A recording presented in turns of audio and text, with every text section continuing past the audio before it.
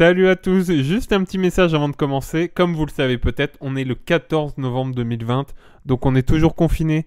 On a quand même souhaité continuer à vous divertir, mais malheureusement, la qualité audio n'est pas au rendez-vous, car on enregistre en ligne. On s'en excuse d'avance, mais on espère quand même que vous passerez un bon moment en notre compagnie. Bonne écoute les bisques. Jambes main moite, frisson dans tout le corps. Petite glace. Classe. Anglais. Moustache. Oxford. Monocle. No, God! No, God! Please, no! Mais comment lancer un podcast qui cartonne? Limp Bizkit, 2 versions. Le Bisque Fast. Salut à tous et bienvenue pour cette Salut. 7e émission du Biscast. Salut! Alors, une émission toujours confinée, donc on enregistre en ligne encore une fois. Pas forcément ce qui a été prévu, mais bon, on fait avec. On refait une émission un peu plus bonne franquette, pas forcément hyper préparée. C'est la 2e édition du Bisque Fast.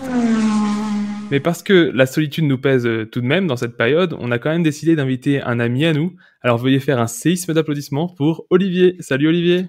Salut à tous. Salut, merci de m'avoir Salut, invité. Mais avec plaisir Olivier.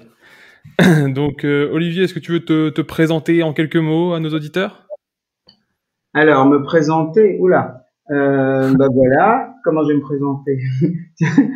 Eh bien, donc, je m'appelle Olivier, je suis cinéphile d'abord, c'est ma première, Ton premier qualificatif, Olivier voilà, cinéphile. voilà, grand cinéphile, et c'est d'ailleurs comme ça que j'ai connu Valentin. Et voilà, qu'est-ce que je peux dire d'autre? C'est déjà beaucoup. Non, bah c'est déjà un début d'introduction, t'inquiète pas, on va te tirer un peu les verres du nez juste après. T'inquiète pas, ça arrive. Bah justement, ça, je crois même que ça arrive maintenant, si Val, t'as rien à rajouter. On peut passer Non. tout de suite à Imagine-toi l'invité.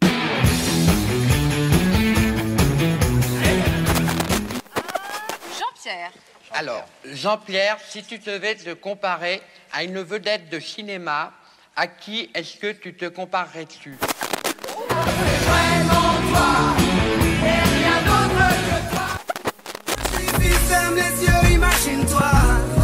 L'invité. Alors, imagine-toi l'invité, donc c'est quelques questions en rapport avec le thème de l'émission. Le problème, c'est qu'aujourd'hui, vu qu'on est sur un Bisfast, il n'y a pas vraiment de thème pour cette émission.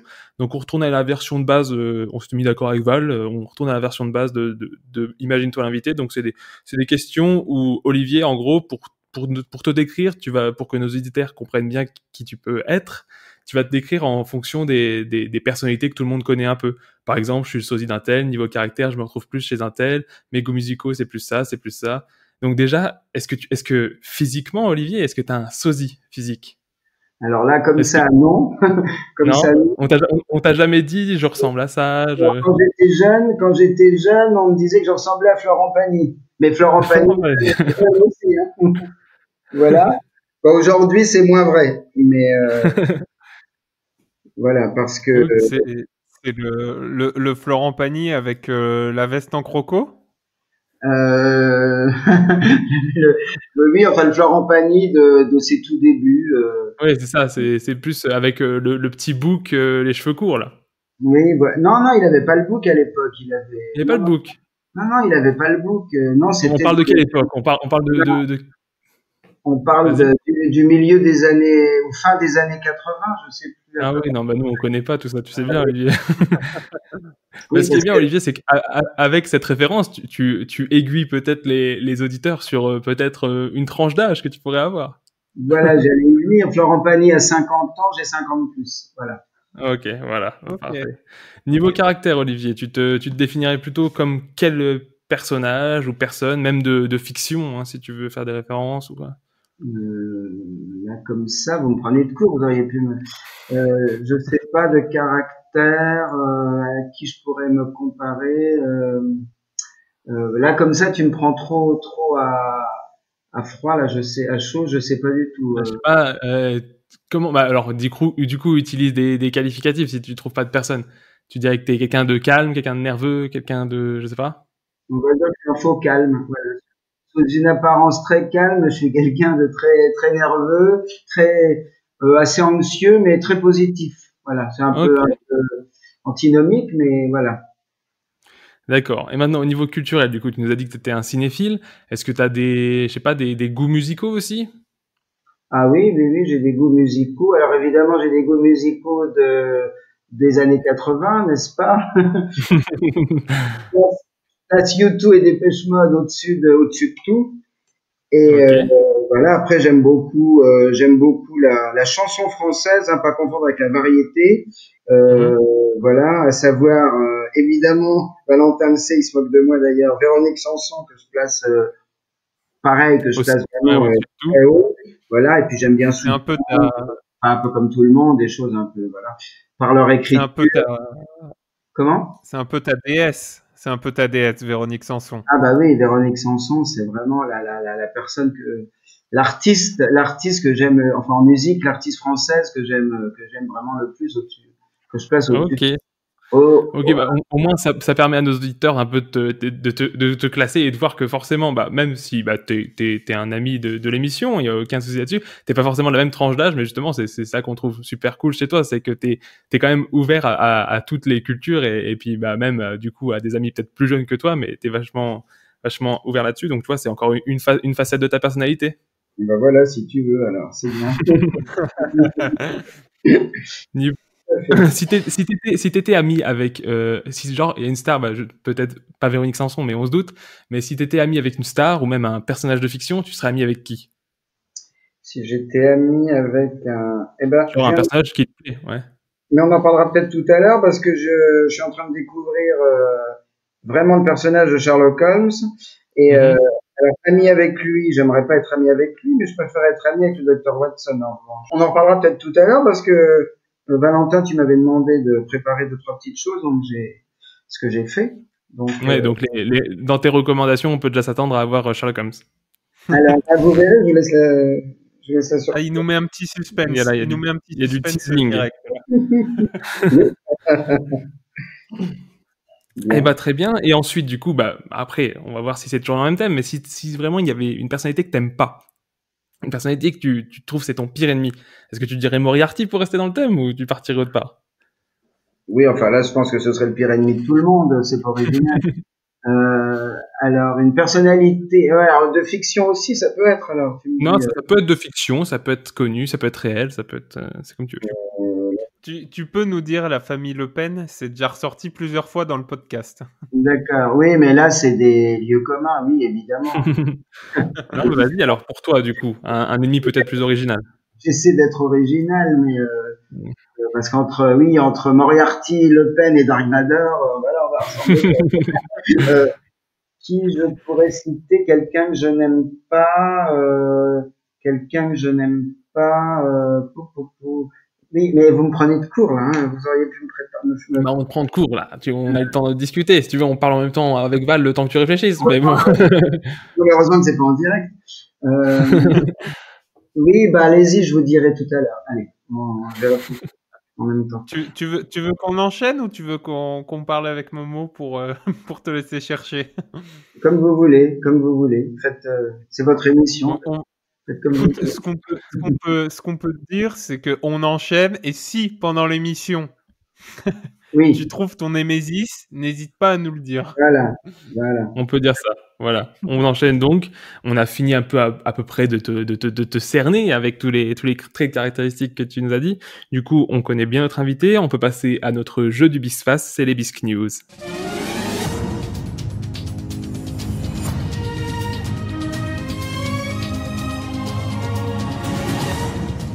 Les Bisque News. C'est donc le retour des Bisque News, notre jeu tant demandé par le monde et hyper original. La première Oui. news, je sais pas si Val, tu veux que je commence ou tu commences, Allez, c'est toi qui dis. je t'en prie. Tu veux Alors, peut-être rappeler le principe pour ah oui, Olivier? oui, t'as complètement raison. Le principe, en gros, des Bisque News, bah, c'est que c'est un peu le jeu que tout le monde fait, c'est le jeu des grosses têtes. C'est en gros, on va poser une question sur une actualité un peu insolite, et puis il va falloir essayer d'y répondre et du coup, trouver l'intitulé entre guillemets de l'actualité. D'accord. Alors, bah, la première news, c'est qui va être élu à la Maison Blanche en janvier prochain si tout se passe bien. Non, c'est Trump, ça tout le monde le sait. C'est pas assez insolite, mais bon, au moins je pense qu'on peut tous dire ici qu'on est content que ce soit le cas. Oui, bah pour l'instant, il a pas l'air d'avoir trop envie de partir, donc Ouais, on mais va bon. voir. Mais Officiellement, il est éjecté, donc c'est déjà il est une bonne out. chose. Exactement. Ok. Mais bon, je vais commencer avec du coup ma vraie Beast News, parce que la première, évidemment, c'était pas celle-là. Alors, qu'a légué un Anglais à ses voisins dans des sacs poubelles pour une valeur de 443 000 euros? Qui a trouvé un Anglais, Euh, c'est ça? Non. Qu'a Non. légué un Anglais à ses voisins? Qui a légué un Anglais euh, à ses voisins. Donc c'est quelque chose qui possédait d'une grande valeur. Bah, c'est-à-dire que, oui, il avait quelque chose de grande valeur, mais après ses voisins se sont pas forcément tout de suite rendus compte. Ah, donc c'est plus, on est plus sur quelque chose de pas voulu, légué, mais Ah non, pas. non, le gars est mort et il a dit ça c'est pour mes voisins. C'est Bah, organique? C'est quelque chose d'organique? Non. j'imagine que quand tu lègues quelque chose à tes voisins, ça doit pas avoir une grande valeur de base. A priori, il les aimait bien quand même. Parce que bon, moi je pense que du coup l'anglais qui a légué, bon, je peux pas vous dire parce qu'il est mort et on n'a pas son interview, mais je pense qu'il savait que ça avait une valeur quand il l'a légué à ses voisins, donc il savait que ça valait peut-être les 400 000 et quelques euros. Alors c'est plusieurs choses parce que tu dis lait. Ouais, oui, c'est plusieurs choses. Et c'est un ensemble de choses qui ont un lien entre elles ou Ouais, tout à fait. On pourrait appeler ça une collection. Ah, Est-ce que c'est quelque chose de culturel? Tout à fait, c'est culturel. Alors je crois l'avoir vu passer. Je pense que tu l'as parce que c'est pour moi qui est un peu tourné dans la semaine, donc normalement on est un peu au courant. Je pense que je l'ai. Je sais pas si je peux. Ouais, si Olivier veut pas tenter ta chance, tu peux. C'est des jouets, non? C'est Ouais, ça? tout à fait, c'est des jouets. Alors après, on peut laisser Olivier peut-être essayer de deviner quel jouet. un train électrique. Non, c'est comme l'a dit Val, c'est culturel, donc c'est en rapport peut-être avec une référence de la pop culture. Un jouet culturel. Des jouets, une collection de jouets culturels. Collection de jouets culturels. Et c'est anglais? Ça se passe dans les anglais étoiles, non? Ouais, c'est américain. C'est américain. Et ça se passe dans les étoiles, je crois, non? Il y a ça, ouais. Vraiment, là, Olivier, je t'aide, là. Bah, il t'a dit la moitié de la réponse en français, quoi. Des figurines de Star Wars? Tout à fait. Ce sont donc bien des figurines de Star Wars qui ont été léguées à ce couple de voisins américains. Donc du coup, c'est un homme de Stourbridge, dans le West Midland, décédé en décembre dernier, qui a légué à ses voisins de longue date sa collection établie sur des dizaines d'années, mais entreposée. Bah, du coup, ça c'est un peu la spécificité, c'est qu'il était entreposé dans des sacs poubelles. Donc vous savez qu'ils n'ont pas été au courant tout de suite que c'était quelque chose de valeur. Ok. Mais après, du coup, le fils des voisins a eu la surprise de découvrir la valeur de l'ensemble en faisant appel à un commissaire-priseur pour estimer la collection, qui incluait notamment des figurines encore dans leur emballage d'origine. Donc ça, c'est des trucs qui valent des 1000 et des 100 près des collectionneurs. D'accord. Ok. C'est complètement fou. C'est assez dingue. J'enchaîne? On vit dans Oui, moi après, je peux juste pour préciser, pour discuter un peu autour de ça, c'est juste que moi je pense personnellement que j'aurais été très très très content de tomber sur cette collection de la part de mon voisin. Donc je sais pas ce qu'il fait mon voisin, mais j'aimerais bien qu'il me lègue ce genre de choses en face dans l'arme à gauche. Vous avez chez vous ce genre de collection, tu sais, qui aurait un peu de valeur? Olivier, je sais pas si toi tu collectionnes des choses.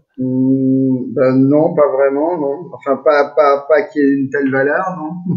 Non, mais sans parler de valeur, est-ce que t'as envie de collectionner des trucs? Est-ce que t'as une envie de collection? Est-ce que t'as une collection? Est-ce que t'as déjà fait une collection dans ta vie? Oui, quand j'étais jeune, je collectionnais les grenouilles. Ah ouais? Vivantes? Mais non, Je sais pas, moi.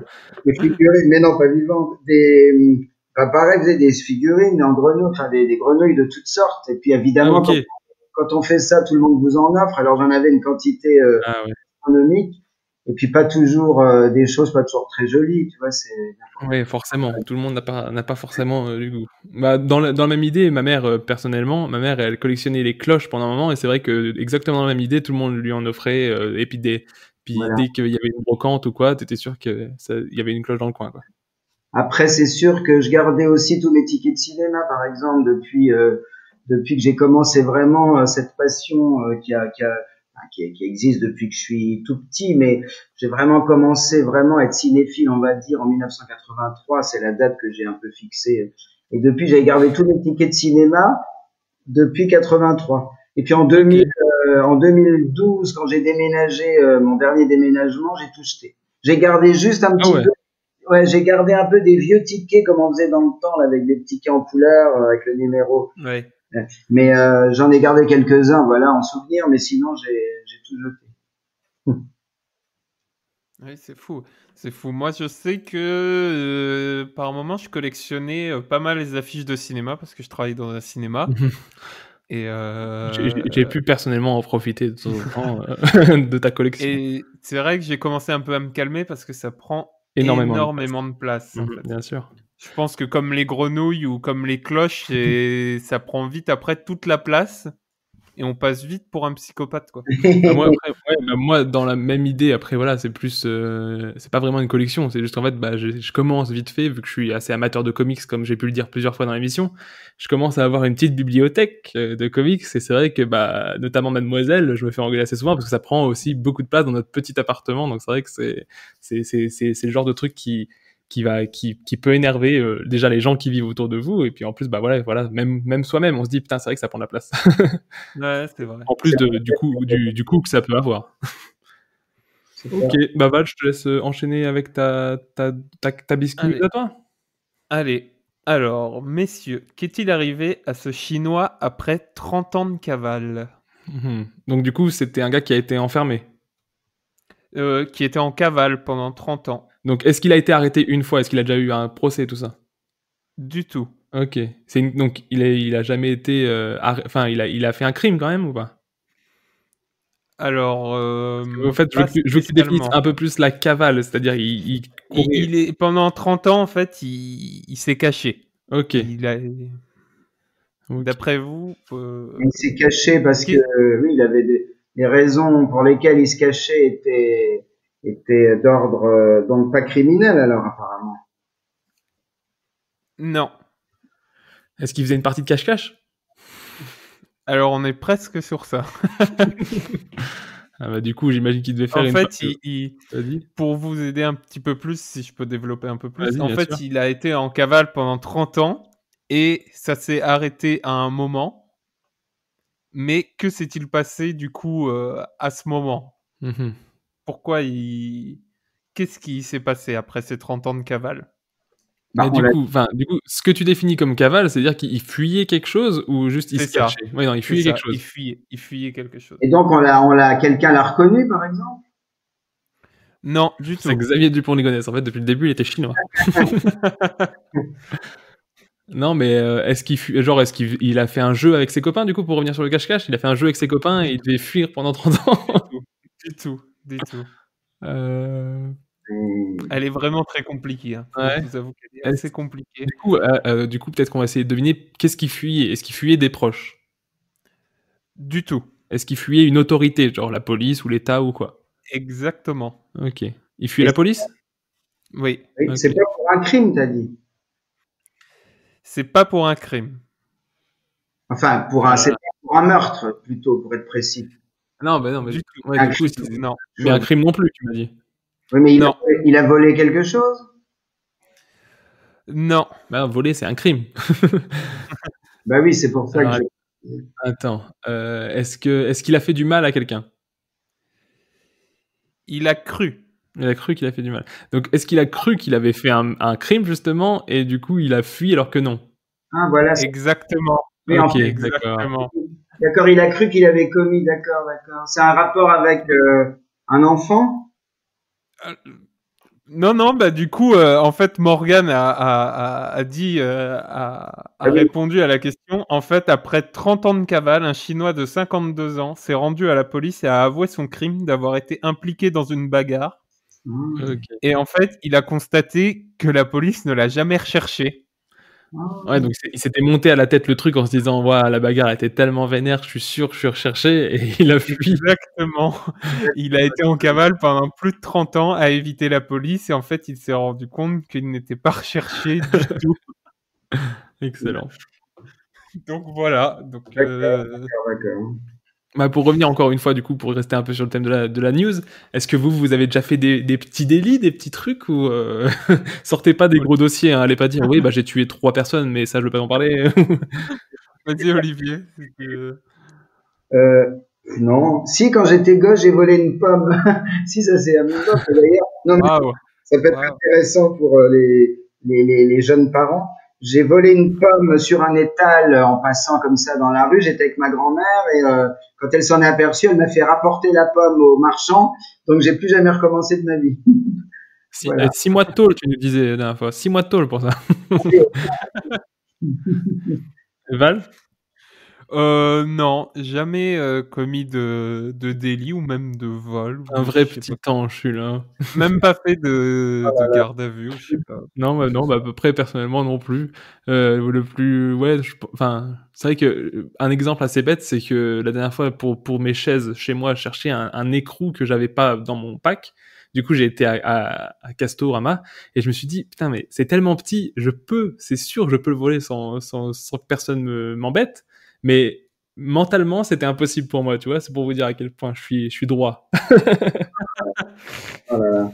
C'est beau, c'est Ouais, beau, c'est voilà. beau. Vive la Et puis, justice. je tiens aussi à dire, aussi, une fois que Morgane, t'as failli avoir des soucis quand même avec la police sur une soirée éméchée, non? Oui, c'est ce que j'allais dire. On parle d'une soirée un peu arrosée. Ça, c'est moins reluisant.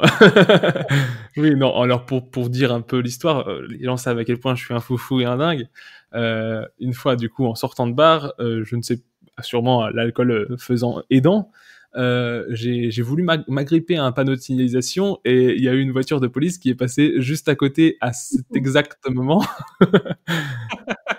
Et du coup, voilà, ils m'ont un peu réprimandé. Après, moi, je me suis platement excusé. Je me suis mis plus bas que terre pour pas avoir de soucis parce que je trouvais ça un peu bête de finir en cellule de dégrisement juste pour avoir fait une connerie comme ça. Donc, j'ai dit pardon, Oui. monsieur l'agent, je le referai plus, etc. Mais bon, c'est du passé, ma vie de voyou. De délinquant. Non, ouais. Bah, j'enchaîne, Val, si ça te va. Vas-y, je t'en prie. Très bien. Alors, qu'a essayé d'acheter un médecin indien pour 200 000 $? C'est encore une histoire de gros sous avec moi. C'est un rapport avec son métier? Avec non, le fait qu'il soit médecin ne compte pas. Non. C'était juste pour le définir. C'est quelque chose de culturel qu'il a voulu acheter? Dans un certain sens, oui. C'est-à-dire que, enfin, ça a un rapport avec un élément culturel, mais c'est en lui-même, il l'a pas acheté parce que c'était un truc officiel d'une licence, par exemple. Mais il y a un rapport quand même. Combien? Donc ça n'a pas de rapport sur le fait qu'il soit médecin. Excuse-moi, Olivier, vas-y, je t'en Non, prie. non, la somme, rappelle la somme, Moumou, je sais plus. 200 000 $. 200 000 $. Il a failli, il l'a pas fait, mais pour vous dire, il a déjà versé un acompte de 41 000 $. Une île? Non, C'est pas géographique. non, c'est pas géographique, non. Bah, pour vous aider un peu, c'est un objet. Une peinture? Non. Un objet qui vient d'un film? Alors, c'est un objet du coup qui a une référence dans un film, mais lui, il l'a pas. Enfin, je pense, pour moi, il l'a pas acheté en tant que référence de film. C'est-à-dire qu'il l'a acheté. Imagine, pour vous donner un autre exemple, imagine le miroir dans Harry Potter, le miroir qui fait voir ce que c'est, Oui. qui fait voir ce que tu veux voir. Oui. Imagine ce genre de choses, que quelqu'un te dise je vends un miroir qui fait voir ce que tu veux voir.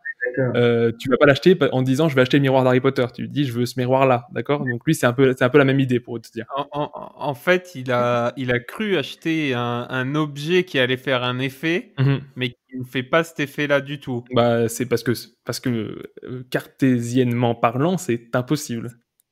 Il a acheté une baguette magique? Non, mais on se rapproche plutôt bien. Un balai? Non, c'est pas Harry Potter. Sinon j'aurais pas parlé d'Harry Potter. Donc, Mais l'idée vous avez compris. on a compris l'idée. Il a acheté la cocaïne de Scarface. Non, mais à mon avis, il a dû en consommer un peu quand même. Une machine à remonter le temps. Non plus. Ah putain, c'était pas mal. Ah, C'était pas une mal. très bonne idée, mais non, on est plus sur de la magie, pas sur de la science ou de la science-fiction. Sur Et de la pour vous magie. dire, la référence est dessin animé. C'est une grande aide. Ça. Bah oui, mais après, c'est vrai qu'avec l'effet, la baguette magique, c'était bien, mais tu dis que c'est pas ça. Non. Dessin animé. Ouais. Walt Je vous Disney. aide encore un peu cape, plus. Une cape. Non. Disney. Oui, on est sur un Disney. Récent, pas récent, le Disney. Le Disney est aussi vieux que moi. Donc, Le Roi Lion, quelque chose comme ça. On est sur cette génération-là, mais c'est pas le Roi Lion. Je sais, j'ai trouvé, je pense. Ah. Il a la lampe magique d'Aladin. Tout à fait. Il a voulu acheter la lampe magique d'Aladin. Enfin, du coup, une lampe magique avec un génie dedans. Alors, je vous en dis un peu plus. Excuse-moi de te reprendre le mot, mais la référence à Aladdin, c'est plutôt les Mille et une nuits avant d'être Disney. Enfin. Oui, non, mais pour parler, moi, je visais le dessin animé de 93, c'est pour ça que je dis ça. Mais en effet, de ta haute sagesse, Olivier, en effet, Aladdin s'est inspiré des Mille et une nuits qui est beaucoup plus âgé que le dessin animé. Il a plutôt l'âge d'Olivier pour le coup. Oula, je pense que oui, on est proche. Bon, du coup, pour vous en donner un peu plus de détails, face aux arguments de vente des arnaqueurs, la victime n'a pas hésité à avancer du coup 41 600 $ dans l'achat de cette lampe supposée lui apporter richesse, santé et bonne fortune. Alors après, je vous cite un peu, puisque du coup, ils l'ont interviewé. Ils ont progressivement commencé à me parler d'un baba, une sorte de dieu, relate la chaîne d'information qui relaye les propos du médecin. Ils m'ont lavé le cerveau et m'ont demandé de rencontrer ce fameux baba, a raconté la victime, lors d'une visite chez les escrocs. Le médecin verra même un des individus déguisé en Aladdin pour tenter de lui faire croire à la supercherie. Ok. C'est assez fou quand même. Mais du coup, ils ont été arrêtés et du coup, il a pas dépensé toute cette somme. D'accord. Ok. J'enchaîne ? Vas-y, je t'en prie. Alors, moi, c'est dans une école à Avignon. La directrice a affiché une affiche surprenante. D'après vous, qu'y avait-il dessus ? Alors, est-ce que c'est choquant ? Ça peut. C'est Ça un peut être choquant. C'est un rapport avec la Covid? Du tout. C'est en rapport avec du sexe ? Ouais, ça vient vite Non, dans notre tout. podcast. C'est en rapport avec de la violence, du coup. Non, pas réellement, non. Du racisme? Non, du tout. Qu'est-ce qui peut choquer ? Attends. Du sexisme? Non, du tout. Une discrimination en général ? Non. Ok. Est-ce que c'était gore ?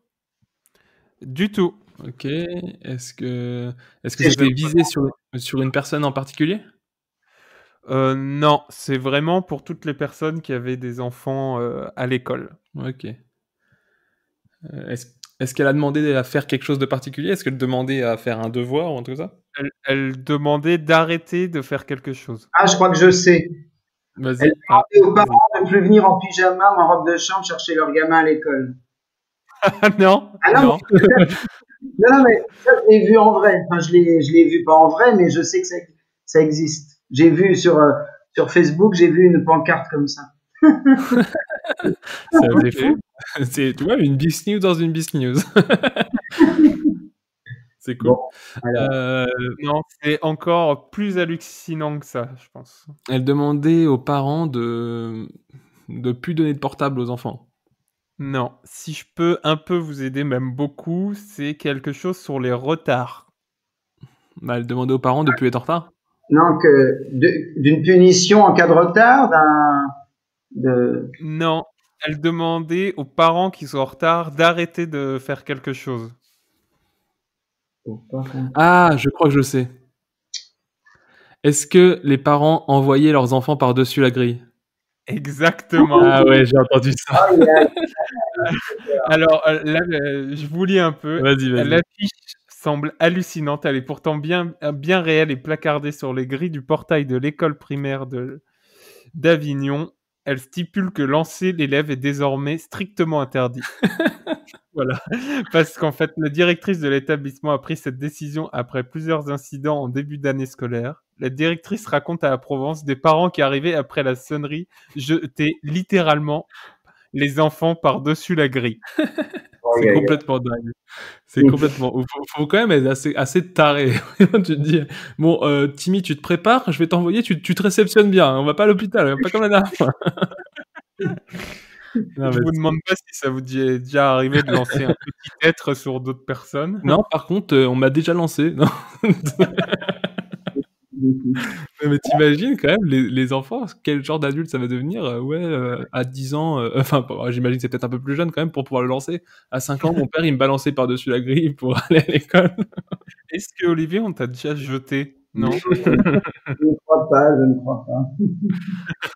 Et du coup, je me suis quand même marqué la morale un peu de cette histoire, c'est si vous arrivez en retard, c'est gardez votre enfant près de vous et envoyez-le sur les gens qui portent le masque en dessous du nez. Exactement. Voilà, parce qu'on est là aussi un peu pour dénoncer. Voilà. C'est vrai. Non, bah nickel. Je continue, Val? Je t'en prie. Ok.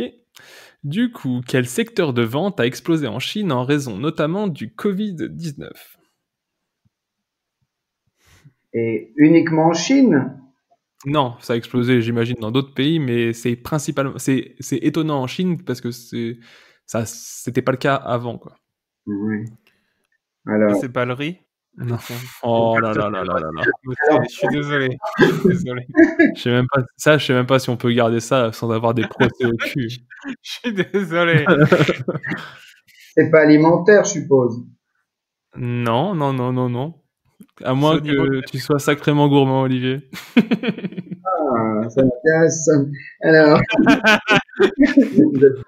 Alors, il y en a un qui va habiter en Chine bientôt. Comment? Qu'est-ce que t'as dit? J'en connais un qui va habiter en Chine bientôt. Alors, c'est pas alimentaire à moins d'être gourmand. Est-ce que c'est lié au Covid? Les pornos. Les bouquins, les vidéos ou les bouquins porno? Non, mais on est dans le thème. Ah, les sextoys. Tout à fait, Olivier, tout à fait. La vente de sextoys et le secteur qui a explosé à cause du Covid en Chine. Du coup, la Chine était jusqu'à présent davantage connue pour sa production que pour sa consommation de sextoys. Donc, le géant asiatique est le premier exportateur mondial. Hein. Bon, ça, après, c'est logique, tout est made in China. Mais la soif de sextoys, entrevue depuis quelques années grâce à la nouvelle génération qui a une sexualité plus libérée que les anciens qui sont très, très traditionnels, a encore été stimulée par la pandémie lorsque les confinements ont séparé les couples et fermé les lieux de sortie pendant plusieurs semaines. Et c'est aussi intéressant à noter, c'est qu'il y a eu du coup un boom des ventes, notamment le 11 novembre, donc c'était mercredi, parce que le 11-11, en gros, c'est la fête des célibataires en Chine, donc en plus, ça a aidé. Parce je sais pas si tu as l'information, Mo, mais ils sont plus confinés là-bas. Hein. Bah, a priori, pendant le Covid, il y a eu une hausse des ventes. Après, voilà, peut-être qu'ils étaient plus confinés en ce moment, mais en tout cas, ça a ouvert un peu les esprits, et le 11 novembre qui s'est passé après le confinement a fait qu'il y a eu aussi une hausse de ça. Ok. J'enchaîne, moi? Ah bah attends, tu veux pas un peu rester sur cette news, Valentin? Tu veux poser des questions par rapport à nous? Non, je déconne, vas-y, tu peux enchaîner, ça va être gênant. Alors, j'enchaîne. Qu'est-il arrivé à Wade Duckworth, qui a 38 ans, qui est père de famille britannique, qui jouait avec ses enfants? C'est marrant parce que ma dernière news a un peu le même... Enfin, ça pourrait être la même chose, mais on verra. Ça lui a arrivé pendant qu'il jouait avec ses enfants? Exactement. Est-ce que quelqu'un s'est fait mal? Non. Alors oui. Pardon. Oui. Il est mort, le gars? Presque. Ah oui. C'est marrant quand même qu'au début, tu dit non. Est-ce qu'il s'est fait mal? Non, il est mort presque. Bah, il peut presque mourir sans se faire mal, remarque. Ouais, mais pas avec tes enfants. Il jouait sur une balançoire. Il s'est cassé. Du tout. Non. Il jouait à quoi avec ses enfants, ou est-ce que tu veux qu'on devine? Rien de particulier. Il jouait dans le jardin? Ouais, c'est ça. C'est ça. Est-ce que le fait que ce soit dehors, ça compte? Enfin, c'est un rapport? Non, alors, si je peux vous aider, ça s'est passé en intérieur. Ça va pas beaucoup vous aider, mais ça s'est passé en intérieur. Ok, mais ça n'a aucun rapport avec ce qui s'est passé. Bah, il jouait dans Non. le jardin, il jouait dans le jardin et ça s'est passé à l'intérieur. En fait, si je peux vous aider, c'est après avoir passé un certain temps dans la cour, ils sont tous rentrés dans la maison. Voilà. Est-ce qu'il s'est Et c'est mangé une vitre? Non, mais c'est quelque chose qui aurait pu se passer dehors. Voilà, ça, le lieu ne. En fait, il y a pas d'élément extérieur, ça lui est arrivé comme ça, genre comme enfin pas une crise cardiaque, mais Il a fait quelque chose et il s'est passé, voilà. Et d'après vous, qu'est-ce qu'il a fait pour qu'il. et c'est un rapport avec ses enfants toujours. Ben, il jouait avec ses enfants. Il a voulu leur montrer quelque chose et il y a eu une conséquence. Il est tombé d'une hauteur? Non. Le sapin de Noël, il s'est électrocuté. Non. Si ça avait été un Chinois, il aurait pu s'électrocuter avec un sextoy. On mélange les news. Bon. Mais bon, sûrement que ses enfants auraient chopé une lampe magique pour invoquer le génie pour le ressusciter. Ah. Bien. Alors, il a voulu leur montrer quelque chose à l'intérieur. C'est un rapport avec l'électricité? Du tout. Non. Vous voulez que je vais Ouais, vous donner donne un petit indice.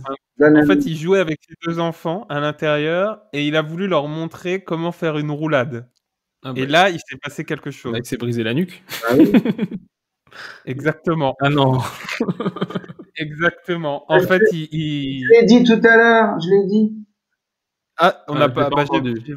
J'ai pas entendu aussi. Ouais. Je suis Ah bah. désolé. Bon. En fait, il a voulu montrer à ses 2 enfants pour faire une roulade et maladroit, il s'est cassé le cou et il est désormais paralysé. Aïe, aïe, C'est aïe. horrible. C'est Et horrible. voilà. Là, si vous voulez un petit peu plus de détails, c'est très glauque. Hein. L'homme a tenté de se relever, mais ses bras ne fonctionnaient Oh pas là correctement là. et il ne pouvait plus bouger. Désormais, tout est un obstacle. Voilà.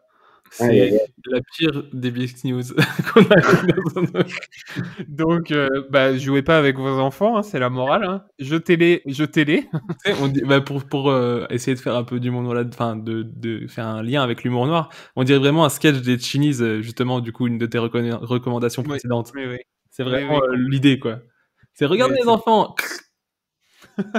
Voilà. Donc, voilà. Jetez vos enfants plutôt. Ouais, voilà. Eux, ils risquent rien, mais vous faites pas de roulade.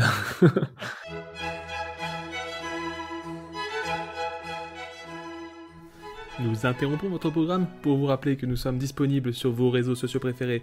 Nous sommes bien évidemment sur Facebook, mais aussi sur Twitter, @lebiscast. Et c'est nouveau, nous sommes aussi disponibles sur Instagram, sur le pseudonyme le-biscast. Merci de votre attention et bonne continuation d'épisode. Ok, pour continuer sur ce mouvement d'entrain que ta news nous procure, je peux enchaîner avec ma dernière news, du coup, qui vous demande qu'est-il arrivé à un Américain en train de faire un câlin à son chien? Ah. Un câlin dans le sens pénétration. Non, un câlin... Val, je sais pas ce que tu regardes en ce moment, mais... Calme-toi. C'est une drôle de notion du câlin. Ouais. Après, il a surtout une drôle de notion de relation avec les animaux. J'adore les animaux. J'adore les animaux. Ouais, Alors, il y a longtemps qu'il a pas vu un chien. Alors, son chien l'a mordu? non. Ça paraît trop évident, mais. Ah oui, sinon c'est vraiment... Ah bah, il y a un chien qui a mordu un homme. Voilà, c'est ça ma news. Oui, non, mais ça aurait pu être plus étoffé. Alors, il lui est arrivé quelque chose pendant qu'il faisait le câlin au chien. Ouais. Et c'est un rapport, le chien a un rapport avec le fait de, enfin, l'histoire. Ouais. Ce qui lui est arrivé. Oui, tout à fait. Le chien lui a fait quelque chose? Involontairement, mais oui. Enfin, involontairement. On connaît pas la volonté des animaux, mais on suppose que c'est involontaire. Waouh. C'est scato. C'est dur là. Après, vous pouvez un peu questionner peut-être... c'est un Américain... Alors, je vais vous donner un indice. C'est important le fait que ce soit un Américain. Il avait un fusil à pompe sur lui. Eh bah, tu te rapproches. Ah, eh ben il a Je crois le chien l'a tué involontairement avec le chien appuyé sur la gâchette ou je sais pas. Alors, exact, oui, je te l'accorde. Le chien a appuyé sur la gâchette de son arme qu'il avait à la ceinture. Donc, c'est bien ça qui est arrivé. Donc, ça s'est passé à Piano, au Texas. Une patte de l'animal s'est coincée dans la gâchette de l'arme située au niveau de la ceinture de l'homme qui a été blessé à la cuisse, donc il n'est pas mort. Ah. L'homme a été touché à la cuisse, mais il n'a cependant pas de sévères blessures. Il a pu se rendre lui-même à l'hôpital, donc tout le monde va bien, l'histoire se finit bien, mais ne faites pas de câlin à votre chien si vous n'avez pas mis la sécurité sur votre arme à votre ceinture. bah, je tiens quand même à dire que c'est quand même une histoire de pénétration. Ouais. En fait, c'est nous les gens qui avons un problème de compréhension, c'est ça que tu veux dire? Et d'ailleurs, ça me fait penser à une citation qui a absolument rien à voir, mais vous savez comment Jean-Luc Godard définit la guerre? C'est un morceau de fer qui rentre dans un morceau de chair. Ah ouais. Ah, c'est horrible. Eh ben, est-ce qu'on peut pas encore faire une petite référence aux Chinois? Voilà, bah moi en tout cas c'était ma dernière Bisque News. Val, je sais pas si t'en as encore une. Alors moi j'en ai une petite dernière Mais qui je t'en prie. concerne tonton David Guetta. Le bien-aimé. Est-ce que déjà Olivier David Guetta, Oui, oui? je connais. Non mais est-ce que tu apprécies la personne?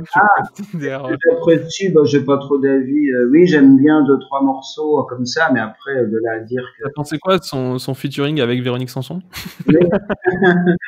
Ah bah pourquoi pas, remarque. Elle fait les aigus, hein, elle les fait bien. Tu sais qu'elle a fait beaucoup de duos, Véronique Sanson, avec, Ah bah oui. avec pas mal de gens. Mm. Bah, David, si tu nous écoutes, hein, Ouais, il y a peut-être un truc qui se profile, hein. En fait, du coup, David Guetta était l'invité d'une émission aux Pays-Bas et la présentatrice lui a appris le temps qu'il est resté dans le top 40 hollandais. D'après vous, combien de temps il est resté dans le top 40? Mais avec le même morceau? Non, avec Un album tous ces morceaux, tous ces morceaux. qui se sont enchaînés en fait, c'est ça? C'est ça. Ok. Est-ce qu'il est resté, je sais pas, 20 ans? Moins. Bah, 20 ans, ça paraît beau. J'ai tapé fort, oui, parce que je sais même pas s'il il a peut-être quand même 20 ans de carrière, David Guetta. Oui, 2000, je crois que ça a commencé en 2000. Ok. Donc, Allez, Est-ce que 12. du coup, il est resté 10 ans? Combien, Olivier? 12. Exactement. Waouh! Tu vois, je connais David Guetta, je t'avais dit. Il connaît surtout l'influence de David Guetta en Hollande. Voilà. Et du coup, il est resté 629 semaines consécutives, soit 12 ans. Oh là là. Mais parmi ces 12 ans, il y a bien un moment où il était 39e sur 40, peut-être, non? Ouais, peut-être, mais du coup, il est resté tout le temps dans ce top 40. Ouais, c'est Et du fou, hein. coup, il détrône des artistes comme Michael Jackson, Dave. Rihanna, Madonna ou Rolling Stone. Ou Dave. Dave. Exactement. C'est fou. Ouais, c'est complètement fou. Parce que je trouve que, en plus, si je peux me permettre, je trouve qu'il n'a pas beaucoup de reconnaissance en France à Bon. sa juste valeur. Bah, quand je même, non, c'est juste parce que toi, tu le vois comme un dieu, mais après, en France, il est quand même vachement aimé. Il passe dans toutes les radios tout le temps, quand même, hein. Là, le duo avec Ouais, Sia, ouais, on mais l'entend depuis 6 mois tous les jours, hein. Mais je crois que ouais, mais les... par la presse, tu veux dire. De quoi? Qu'est-ce que tu veux dire, Il n'y a pas de Olivier? On n'a pas entendu. reconnaissance, tu parles de la presse, des critiques. Ouais, voilà, ouais, peut-être, ouais, au niveau critique, ouais, peut-être. Mais je crois que les DJ en France sont pas très bien, je pense, enfin, je crois qu'ils sont pas très bien perçus par les critiques musicaux, en fait. Bah, Daft Punk, c'est quand même reconnu à fond. Ouais, Daft Punk, ouais. Ouais, mais Daft Punk, c'est pas pareil. Enfin, je sais pas. Je sais pas, j'y connais rien, mais j'ai l'impression que Daft Punk, il crée... Ah non, je vais pas dire, je vais me faire un son. Là, t'es en train de dire que David Guetta ne crée pas. Oui, bon, d'accord. Bon, alors, à part Daft Punk, voilà. Allez. que Non, j'adore. mais après, enfin, je pense quand même que les DJ en France sont quand même, enfin, pour moi, ils sont reconnus. Après, oui, je peux comprendre que, c'est-à-dire que, enfin, c'est un monstre de travail, David Guetta, et il, comment dire, enfin, la preuve, c'est que depuis, facilement 15 ans, il est tout le temps, au moins une fois par an, dans les top 50 français, même, hein, je pense, hein. Même Ah s'il oui, le fait pas en très continu, il y est tout le temps. Donc, c'est Oui, pour mais ça clair. que oui, mais entre la notoriété et la qualité, enfin, je veux dire, c'est deux choses différentes, tu vois. Après, je mets pas du tout en cause, Quand tu vois que, vous savez, bah tiens, je vais vous poser une question. Vous connaissez le 45 tours, alors je parle de 45 tours, hein, donc bien avancé. 2 salles, 2 ambiances. Qui c'est le plus, non mais c'est pour répondre, hein, qui c'est le plus vendu en France de tous les temps? Moi, je dirais du Johnny. Non, Moi, je dirais Pavarotti. Je dirais une chanson de Noël, en fait. non, non plus. Tino Rossi, tu penses, Val, non? Non, Ouais, voilà, je pense. non, c'est moins vieux que Tino Rossi. 45 tours, Goldman. Non, C'est de l'électro? mais c'est une chanson, hein, même si t'es pas un artiste, c'est une chanson. Mistral gagnant. Non, non, non, non, non, non, c'est vraiment- Comptine. Une comptine pour enfants. c'est nul. C'est quelque chose de. Alors C'est pour une comptine. enfants, oui et non. Enfin, oui et non, on va dire. Oui et non. C'est Baby Shark. Non. Bah, essayez de trouver où on l'a le plus entendu. Ça va vous aider. Dans quelles Alors. circonstances on l'a plus écouté? Est-ce que c'est du classique? Non. Ah non. Parce que, tu sais, j'aurais dit les trucs. Non, non, non, mais c'est pas du classique. Hein, c'est.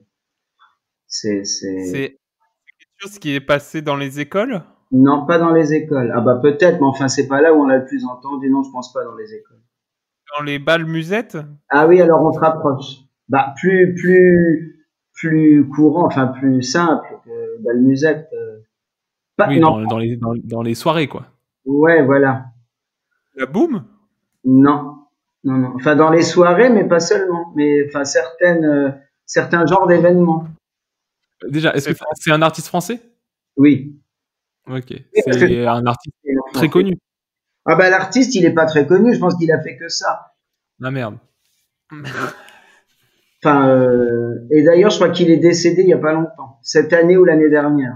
Cette année, je C'est crois. Moustaki. C'est Moustaki. Non, mais il est pas connu. Il a pas fait d'autres. Enfin, c'est son seul tube, on va dire entre guillemets. Mais nous, on le connaît, nous, le tube? Oui, tout le monde connaît. C'est ringard, hein, je vous préviens, c'est ringard. C'est la queue leu. Ah, on se rapproche. La danse au canard. Oui. Oh, bravo.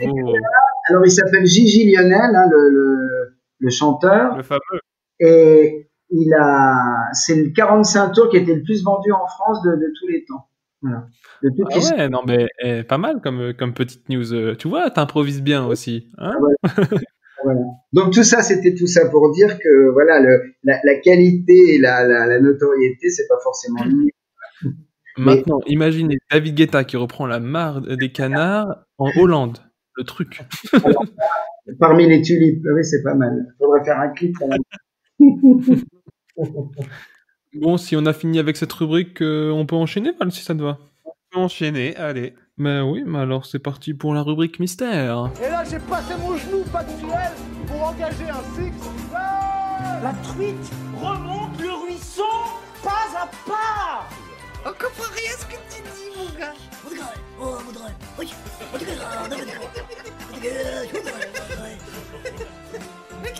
Mais on comprend pas ce que tu dis. Cacamou, l'axe. La rubrique mystère. Alors, pour la rubrique mystère, moi personnellement, normalement, bah, vous devez vous en rendre compte, mais il m'arrive d'écrire mes rubriques, et là, pour la rubrique mystère, je me suis dit, tiens, je vais faire un peu d'improvisation, je n'ai rien écrit pour cette rubrique. Donc je sais de quoi je vais parler, mais j'ai pas voulu écrire pour faire un peu plus naturel, pour voir un peu si je me débrouillais sans écrire.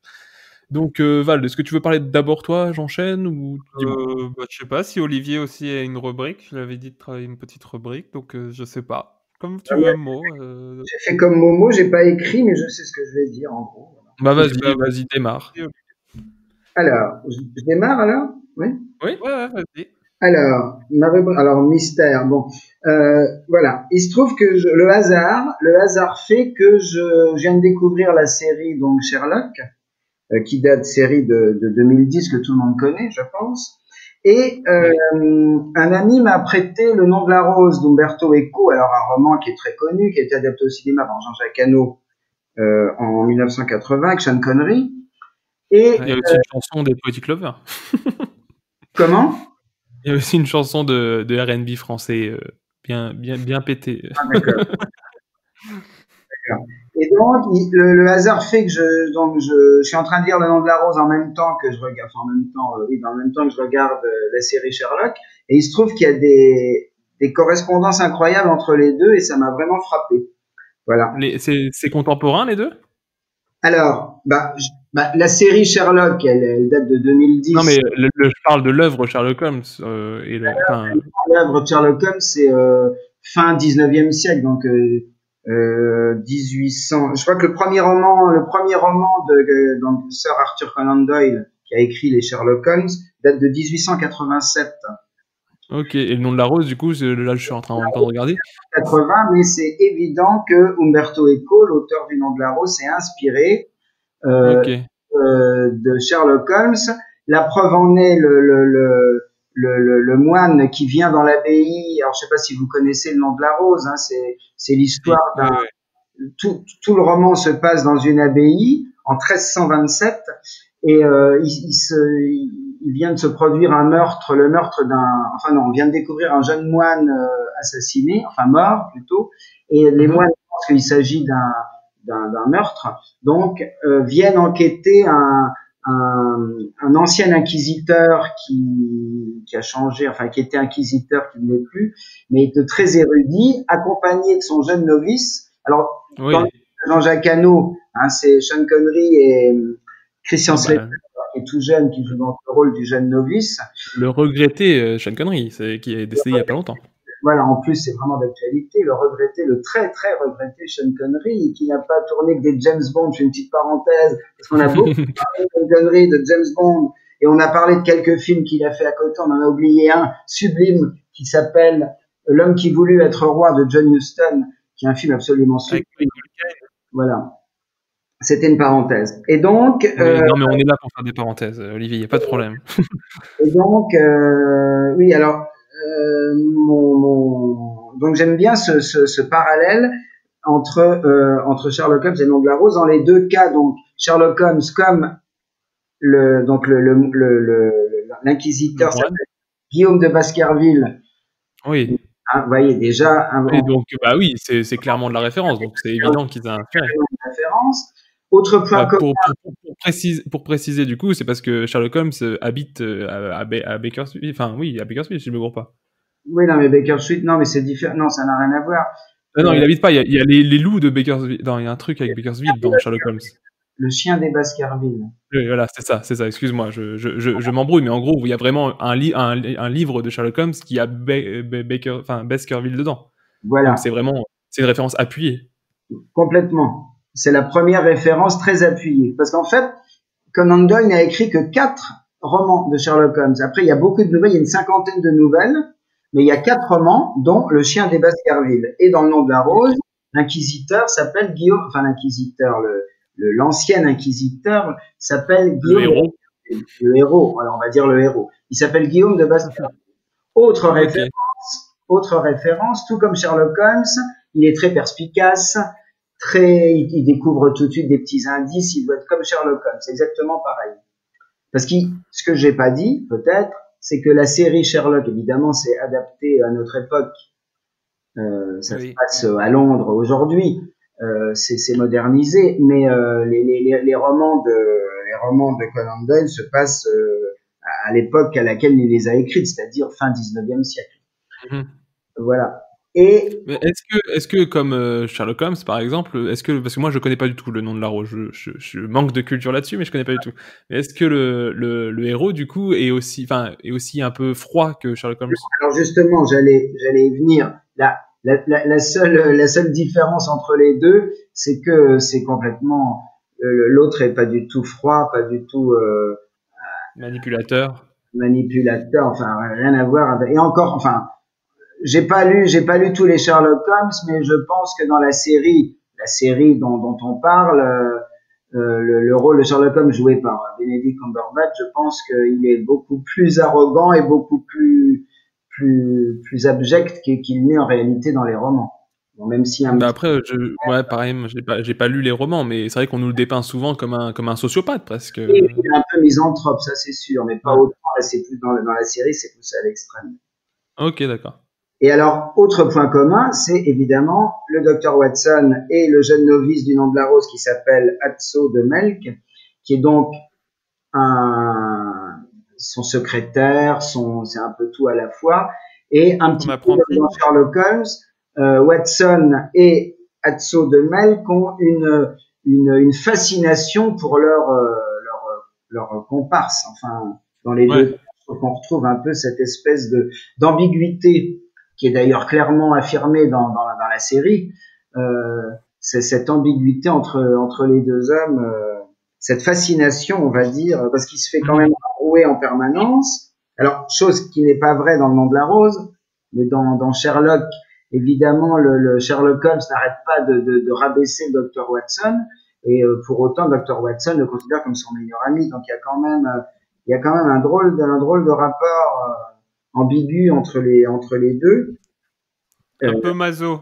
Il y a un côté un peu maso. Un peu masochisme, tout à fait, qui est pas du tout sexuel, mais effectivement, il y a un peu de ça. Alors, chose qu'il n'y a pas dans la rose, on retrouve pas ce rapport comme ça malsain, on va dire, ou ambigu entre les deux hommes du nom de la rose. C'est complètement différent, c'est vraiment le maître et l'élève. Mais l'élève est complètement fasciné par son maître et en admiration totale par son érudition, etc. Voilà. D'accord. Et alors, dernier point commun. Mais non, vas-y, je t'en prie. Dernier point commun entre les deux œuvres, c'est le narrateur, parce que dans les deux cas, c'est Atso de Melk et le Dr Watson qui sont les narrateurs de l'histoire et tout passe par leurs écrits. Voilà. C'est l'apprenti qui raconte les histoires du maître. Voilà, comme Watson raconte en fait. Je parle des romans là de Conan Doyle. Bien sûr. Le narrateur, c'est Watson dans les romans. Le narrateur, c'est Watson. Voilà. Ok, d'accord. Et ce qui est aussi, si je peux me permettre, ce qui est aussi très fort pour appuyer ton propos, Olivier, c'est que dans les deux films, on est toujours sur des enquêtes qui sont très comment dire, très intellectuelles, très sombres, c'est très recherché, c'est très fouillé, c'est pas de la petite enquête Julie Lescaut qui retrouve le voyou du coin. Quoi. Donc chaque indice est une fausse piste. Oui, voilà. On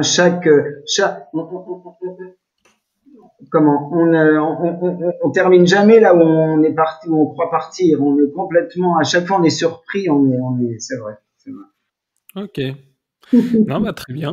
C'est une bonne rubrique mystère. Au moins, on apprend. Moi, personnellement, ça me donne envie de regarder Le Nom de la Rose parce que je connais pas du tout ce film. Donc, excellent. Il est vraiment. Moi, je sais que je l'ai revu il y a pas longtemps. Il est excellent et en plus, Sean Connery, voilà, comme a dit Olivier, il a pas affecté James Bond et il est très très bien dedans. Non, super.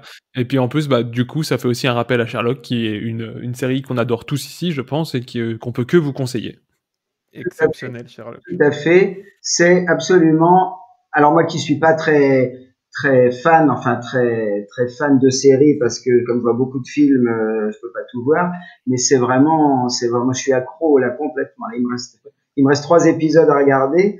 C'est vraiment incroyable. Et je sais pas si tu as remarqué, Valentin, toi qui connais un peu Hitchcock aussi, tu trouves pas qu'il y a beaucoup de MacGuffin dans les Sherlock? Alors, rappelle-moi les MacGuffin, je sais plus ce que c'est. Tu sais, en fait, une idée de départ qui t'amène complètement vers autre chose. Ah, ok. Sherlock, c'est vraiment une série où on est tout le temps perdu dans le scénario, où le scénario nous perd, la mise en scène nous perd. Tout est fait pour nous perdre, pour nous amener pas du tout au point où on voulait. Voilà. Et c'est là où c'est très, très fort, en fait. Non, mais vraiment, après, c'est super. Enfin, moi, personnellement, je suis aussi complètement fan. Il y a 1000 choses cool, en plus du jeu d'acteur et tout ça, et de la réalisation. Je trouve vraiment qu'il y a 1000 choses cool dans cette série, donc on peut que vous la conseiller. Ouais, Val, tu enchaînes avec ta rubrique mystère, peut-être?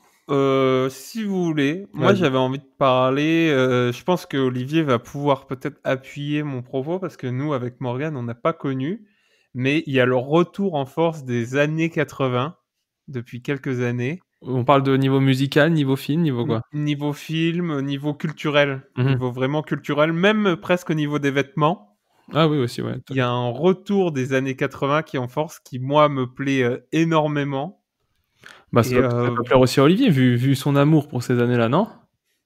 Oui, mais ça, je pense que c'est récurrent dans les années 2010, c'était le retour des années 70, tu vois. Bon, alors, Ouais, il y a un cycle de 30 ans un peu. Alors, mais après, les années 80, ça a été une période assez fructueuse, tu vois, pour la musique, pour le ciné. Il y a vraiment eu beaucoup de découvertes et je trouve que c'est, je sais pas, c'est une époque qui était peut-être parce que je l'ai pas connue, qui avait l'air vraiment géniale et du coup, je sais que moi, je suis un grand fan de tout ce qui est Est-ce un que tu peu peux années donner peut-être 80. des exemples de références actuelles qui reprennent ces années 80? Bah, on a quand même Stranger Things. C'est ça que j'avais en tête en premier. On a, je sais qu'Olivier a pas vu Stranger Things, mais par exemple, Les Gardiens de la Galaxie, le premier, qui était, il y oui. a... Et puis les années 80, c'est tout Spielberg aussi, toute la grande époque de Spielberg. Bah même dans le principe, tu pourrais dire les suites des films de ce temps-là. Genre ils sont, elle a du mal à sortir, mais il y a une suite de Ghostbusters qui est prévue. Alors c'est peut-être des années 90 Ghostbusters, remarque maintenant je dis ça. Non, c'est 80, Mais, 86. 80, ouais. Ouais. Bah après voilà, il y a aussi, dans l'idée, il y a aussi la suite des Star Wars, même si c'est fin des années 60, c'est 70 du coup plutôt. Franchement, j'ai du mal à viser juste. Mais il y a eu Jurassic, il y a tout Jurassic World aussi, qui est la suite de. Il y a vraiment tout ce qui vient des années 80 des années qui entourent les années 80 du coup, vu que je suis plus dans 70 et dans 90, mais bon. Vas-y Olivier, je vois que tu veux, parler. Pour être très précis, Ghostbusters, c'est 1984. Ah ouais, donc tu vois, je suis bien à Ghostbusters. Et donc, pour finir sur ma rubrique, bah voilà, même au niveau musique, on voit que The Weeknd, qui est une énorme star maintenant, fait de la synthwave, qui est de la musique des années 80. David Guetta en fait vachement aussi. repris ça. De quoi? Bruno Mars aussi a eu vraiment vachement voilà. une vibes un peu des années 80. Bah Bruno Mars, c'est vraiment son fond de commerce. Donc, bah voilà, je trouve qu'il y a un truc vraiment un peu mythologique qui est vraiment cool et je sais que moi, c'est un truc qui me plaît beaucoup. Je sais pas ce que vous en pensez, Olivier. Je sais pas ce que. Oui, t'as pas tort, t'as pas tort. Après, je pense que c'est pas, comme je disais tout à l'heure, oui, c'est récurrent. On a toujours envie, on a toujours la nostalgie d'une époque ou qu'on a connue ou pas. Parce que, par exemple, moi, j'ai comme une nostalgie des années 60 que j'ai pas du tout connue, parce que je suis né au milieu des années 60. Alors, évidemment, j'étais tout petit. Mais j'ai comme cette espèce de nostalgie et je me dis que j'aurais bien aimé avoir 20 ans dans les années 60, par exemple. Je parle pour tout ce qui est culturel, hein, pas pour ce qu'est la société. Mais c'est voilà. l'étirement du syndrome, c'était mieux avant, quoi. Oui, je pense. Et d'ailleurs, ça va même beaucoup plus loin parce que ça me fait penser à Berlin, par exemple. Ils ont la nostalgie de... Attends. Je dis c'était mieux avant, tu parles de l'Allemagne, fais gaffe, Olivier.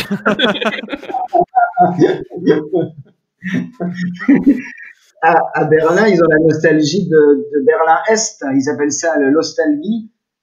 C'est voilà. Alors on voit des Trabants. Vous connaissez les Trabants, les voitures.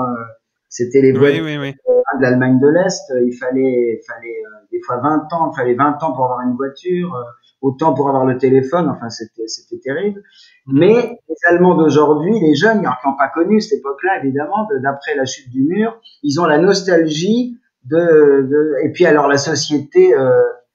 Mais ça se manifeste comment? Ils regardent en boucle Goodbye Lénine, ils font quoi? Alors, c'est pour ça que Goodbye Lénine a eu un énorme succès d'ailleurs. Ta remarque est très pertinente. Mais voilà, alors ça se traduit, je te dis, on fait beaucoup de Trabants dans des voitures qui ne se fabriquaient plus qu'on fabrique aujourd'hui parce que c'est pas des vieilles, c'est des voitures récentes qu'on fabrique. C'est des remises au goût du jour de ça, quoi. Voilà, puis des objets de l'époque, enfin plein de choses. Voilà. D'ailleurs, j'invite tout le monde à aller à Berlin et à visiter le musée. Alors ça s'appelle le musée, je sais plus comment ça s'appelle, mais le musée de l'Est, enfin de Berlin-Est, et où on voit plein des tas d'objets, des tas de choses de la vie quotidienne de l'époque. Voilà, il y a même les tables d'écoute de la Stasi qui écoutaient les gens, qui dénonçaient évidemment ceux qui ont vu La vie des autres. Là, on est en plein dedans. Le film La vie des autres, vous connaissez? Moi, non. Voilà. Du tout. Non? Valentin, tu connais pas? Non, du tout. C'est intéressant, c'est La vie des autres. Je vais vous dire ça, je vais chercher, je vais vous dire, mais c'est assez récent. C'est 2000 quelque chose. Et moi, si je peux appuyer juste mon propos aussi pour un autre film qui a fait un énorme carton pour les années 80, c'était Bohemian Rhapsody, qui parle de Ouais, Queen, quoi. bien sûr, ouais. Voilà. Qui a Ouais, bah, ouais, bah, énormément complètement. cartonné. Bah, ça, Voilà. plus le biopic d'Elton John, ce genre de truc aussi. Bah, en ce moment, c'est Exactement. la mode des biopics, et vu que c'est les biopics sur les stars qui sont plus on va dire, plus âgés aujourd'hui, bah après, Freddie Mercury est pas âgé, il est mort, mais du coup, oui, c'est des biopics sur les stars qui sont plus âgés, forcément, leur jeunesse, c'était les années 80, donc c'est... Donc, je sais pas. Si toi aussi t'aimes bien, Momo, Ah, ce moi, bah tour un après, peu des années personnellement, 80, Stranger Things, même si on n'a j'adore, pas connu. la musique de... Ouais, non, mais moi, oui, j'ai une nostalgie, bah, c'est-à-dire que moi, bah, par définition, je suis un fan de Star Wars, donc forcément, je suis fan d'une œuvre qui est un peu plus vieille. Après, Ouais. Stranger Things, j'aime bien.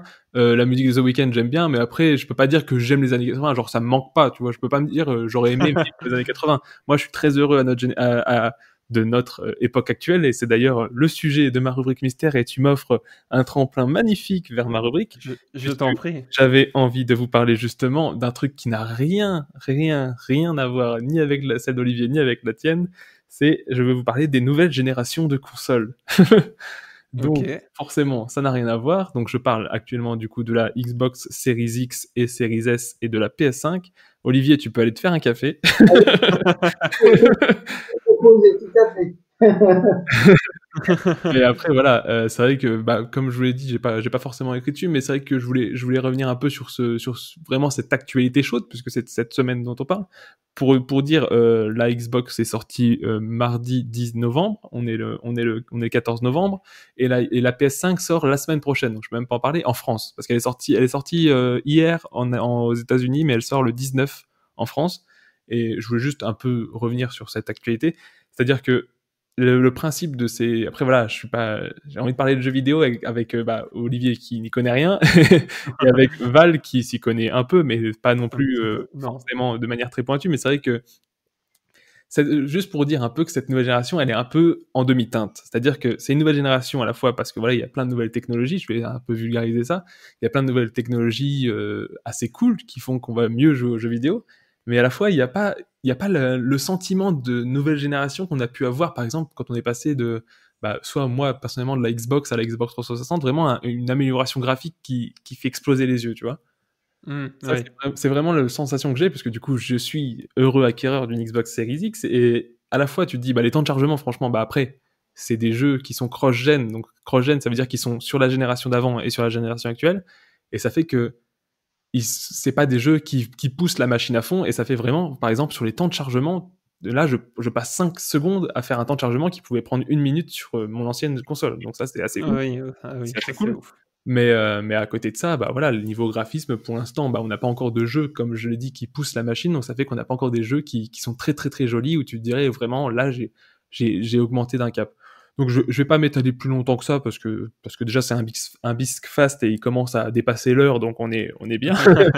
Mais ensuite, voilà, en plus, c'est juste un petit mémo pour dire vraiment que c'est une nouvelle génération, c'est cool, parce qu'il y a plein de nouveaux trucs sympas, mais à la fois, c'est une nouvelle génération en demi-teinte, parce qu'il n'y a rien qui te fait dire, ouais, je suis dans le futur. C'est comme tu as pu l'avoir à l'époque. Ok. Et si je peux me permettre, Olivier, toi, t'en penses quoi de tout ça? Tout ce qui est console, tout ça, vu que t'es un peu plus J'en pense ancien que nous. rien. Je veux dire, bon, moi, ça me passionne pas du tout. Après, voilà, c'est une façon de se divertir comme une autre, hein, oui. Et j'avoue que j'ai pas d'avis là-dessus, tu vois. Bon, je connais pas bien, voire pas du tout. Après, ça me passionne pas, j'avoue, pas du tout. Mais voilà, c'est un jeu comme un autre. Mais t'es pas contre ou t'es pas pour, quoi. Il y a pas de... C'est ça, je dis, j'ai pas d'avis. Après, c'est comme tout, faut pas abuser, j'imagine. Voilà, les gamins qui passent des journées entières, oui, là, on va me dire, c'est pas bien, mais Ça va être un autre débat après. Ouais. débat, non, mais après, Après, moi, je pourrais dire, t'as jamais passé une journée entière dans une salle de cinéma, Olivier? oui, ben voilà, oui, mais c'est pas pareil. Bah, C'est pas pareil. t'as passé ta journée devant un écran, Olivier. Là, tu te cultives pas vraiment. Enfin, j'en sais rien. Ah, bien sûr que si. Bien sûr que, bah, encore plus, pour te dire, actuellement, je joue à Assassin's Creed Valhalla. Donc, c'est un jeu où, forcément, s'il y a de la violence, tu vas tuer des gens, etc. Mais tu joues à l'époque des Vikings. Et ce jeu a été fait avec l'aide d'historiens, etc. Et justement, je me cultive d'une certaine manière que certains accepteront peut-être pas, mais il y a quand même une grosse forme de culture là-dedans. Oui. Mais surtout que le Valhalla, c'est le paradis de la mythologie scandinave, si je crois. Tout à fait, en gros, c'est ça. Voilà. Mais oui, non, mais j'ai pas vraiment d'avis sur la question. Non, mais c'est pour revenir sur ta phrase, c'est que là où toi tu as pu l'apprendre en regardant je ne sais plus quel film qui parle de Vikings, moi peut-être pas, parce que après j'ai vu aussi des séries de Vikings, tout ça, mais un enfant aujourd'hui qui joue aux jeux vidéo, un adolescent qui va jouer à jeux vidéo, lui il va apprendre peut-être la mythologie nordique avec ce jeu. Oui, d'accord. Non, mais j'ai déjà joué, alors pas les consoles comme vous, mais j'ai déjà fait des jeux, mais les tout premiers jeux vidéo là en CD-ROM, je sais pas si vous. Justement, ouais, c'est ce que sur lequel je voulais revenir un peu pour revenir sur le thème de Val, c'est que le jeu vidéo a commencé dans les années 80 aussi, donc on peut dire que c'est aussi un retour aux années 80. Voilà, peut-être pas les années 80, mais parce qu'à l'époque, il y avait encore pas les années 80, on n'avait pas d'ordinateur à la maison, c'était pas comme ça. Ouais, mais attends, je vais pas te dire de bêtises, mais je crois que la première Nintendo vient des années 80. Ah oui, non, mais moi je parlais des CD-ROM dans oui, d'accord, c'est vraiment du CD. Les années 2000. Moi j'avais des jeux comme ça avec, par exemple, j'avais un jeu sur Louis II de Bavière, il fallait avec des loups-garous, c'était tout un truc. Mais comme j'avais un ordinateur qui ramait, j'arrivais jamais à finir parce que c'était pas assez rapide, je me faisais bouffer à chaque fois. Mais voilà. Pour préciser, du coup, la première Nintendo est sortie en 87 en France. Ah, d'accord. Ah bah voilà. Ok, bah c'est tout pour notre rubrique mystère. Val, est-ce que tu veux... Est-ce que tu veux enchaîner sur les recommandations? Eh ben, allez. Alors allons-y, c'est parti pour le SAV du Bisque. Service après-vente. Bisque. Sheriff. Tu connais pas Sheriff. C'est un groupe, ils étaient number one. Alors c'est parti pour le SAV des Bisques, les recommandations. Personnellement, j'en avais une, mais elle est peut-être un peu longue pour un Bisfast, donc je vais m'en passer, je vais me la garder en cartouche pour une prochaine émission. Mais Olivier, est-ce que tu nous as préparé une petite recommandation? Oui, alors une petite. Alors j'ai découvert, vous connaissez Rosto? Non. Ah, alors. Alors, comment tu l'écris? R-O-I-S-T-O? R-O-S-T-O. Alors, c'est du disco. Comment? C'est du disco un peu funk, non? Moi, je dirais pas ça, mais oui, si tu veux. C'est de la musique. Ah oui, c'est de la musique. Alors, en fait, c'est un musicien, écrivain, réalisateur qui est mort à 50 ans l'année dernière, en 2019. Il a été néerlandais. Et j'ai découvert, il avait un groupe qui s'appelait The Wakers, voilà, tout simplement. Et vient de sortir sur Universiné, parce que je regarde beaucoup de films en VOD sur Universiné. The Wakers, tétralogie. C'est 4 clips qui sont regroupés donc dans une même séance. Et 4 clips absolument époustouflants. Moi, j'ai été autant au niveau visuel qu'au niveau musical. Alors visuellement, c'est en animation. On est proche de Tim Burton, mais un Tim Burton qui sera encore plus halluciné, plus noir, c'est complètement dingue. C'est une trouvaille de génie par seconde. Franchement, c'est un truc scotché. On est scotché, vraiment. Et musicalement, je trouve que c'est assez proche de Bowie années 70. Moi, j'ai trouvé ça vraiment fabuleux. J'ai adoré. Voilà. Ok, bah je pense que je confonds. Je pense que je suis pas du tout sur le même artiste que toi. Alors, ça s'écrit Wakers, W-R-E-C-K-E-R-S. Je crois que ça veut dire enfin, c'est un truc un peu, je sais plus. Casseurs, non, Breakers, je sais pas, les casseurs, voilà, qui mettent la bagarre. Oui, voilà, en gros. Mais je pense que c'est ça. C'est disponible sur YouTube, sur une plateforme, sur un truc? Genre les losers, un truc. Enfin, non, pas les losers, comment ça s'appelle? Ben, je sais. Il est toujours en train de chercher. Dis-moi, Olivier, est-ce que c'est disponible sur Internet? Tu vois, c'est quoi Internet? Quel enfoiré. Ça, je vais tout de suite sur téléphone. Non, Internet, je sais pas si je sais pas, parce que moi je l'ai découvert. Oui, j'ai regardé sur Google pour avoir des renseignements, mais après, je sais pas si on peut voir les clips. Et toi, tu l'as vu sur quoi, Olivier? sur Univers Ciné. Ok. C'est une plateforme de VOD. Plateforme VOD de films. Parce que en fait, c'est sorti, je crois que c'est même sorti en salle. Bon, évidemment, on l'a pas eu sur Nancy, mais c'est sorti en salle, je crois. Et sinon, on peut le trouver donc sur Univers Ciné. Alors c'est, je sais plus, je crois que c'est 4 € et quelques pour voir le film. Après, on peut s'abonner sur une plateforme. Enfin voilà.